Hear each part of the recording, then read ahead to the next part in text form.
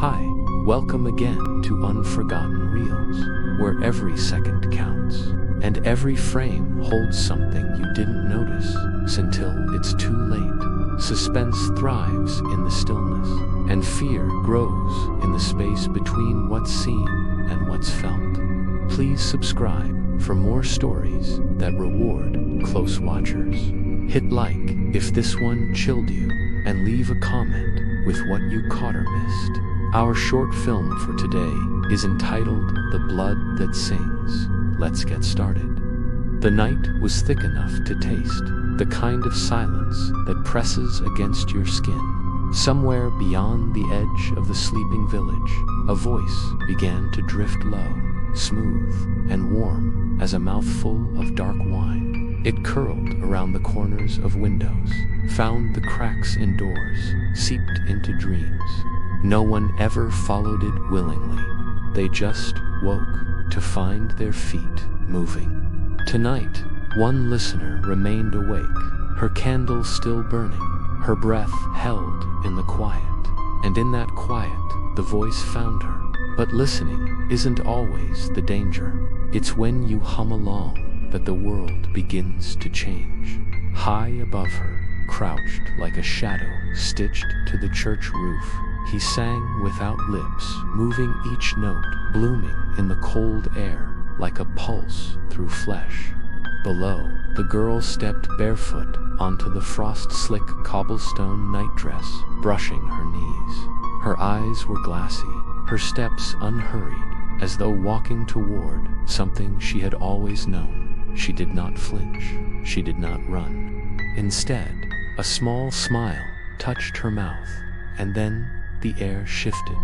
Her lips parted and she answered his song, not as prey, as if the song belonged to her. It wasn't the same melody. Her voice bent the notes in ways that made them ache, slipping into places music should not go.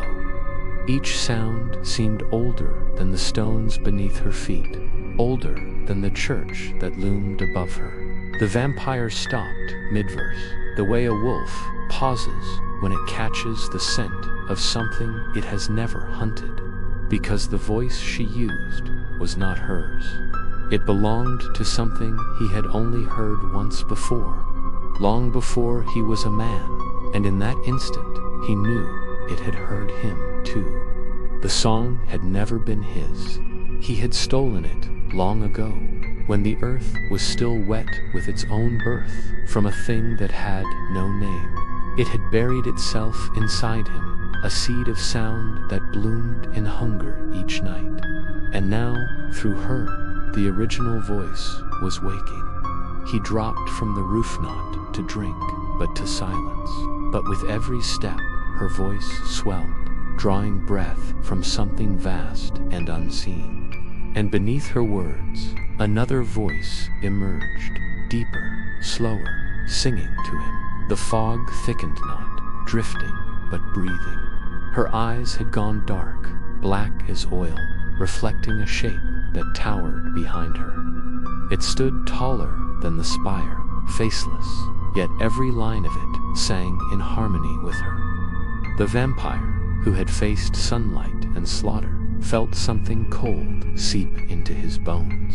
For the first time in 2 centuries, he took a step back, and her lips curved into something between a smile and a wound. She leaned forward and whispered, with a voice that was not hers, "It's my turn now." He moved faster than the fog could part, his hands finding her throat, his fangs ready to pierce the silence. Her skin gave way and, instead of warm blood, his mouth filled with something colder than the grave. It spread across his tongue like liquid night, spilling down his throat until his chest burned. He staggered, choking, his own song cracking in his mouth. But the melody didn't stop.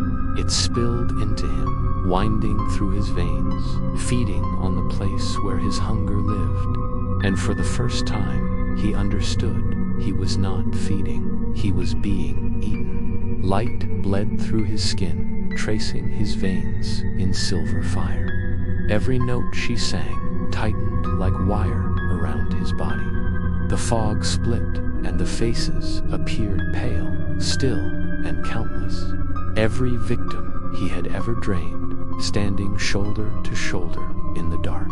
Their mouths moved in unison, voiceless, yet perfectly in time. But none of them were looking at him. They were watching something rising from his shadow. Something shaped from sound, a loaned smile, the curve of a scream. It stepped forward, each movement like the turning of a page. Its body was music made solid, every note edged in teeth. The vampire sank to his knees, his song torn from him, pulled into the shape's hands like a stolen breath.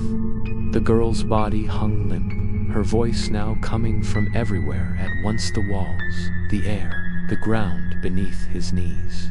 The shape leaned down, faceless and smiling, and spoke in his own voice. "Sing for me," and he did. Not because he chose to, but because the song had always belonged to it. He was never the singer, only the instrument, the end. Some hunger ends when it's fed, but this was not hunger. This was a song without a singer, using voices like candles, burning until nothing is left but wax. Perhaps the vampire was never a monster, only the first note in a melody that never stops. We all hum songs without thinking, but every song begins somewhere. The question is, whose song are you humming, and who's listening when you do? Thank you for watching. Hit subscribe, like, and feel the impact of every short film. Got a story idea or a moment that hit you hard? Drop it in the comments. We read every comment. See you next time.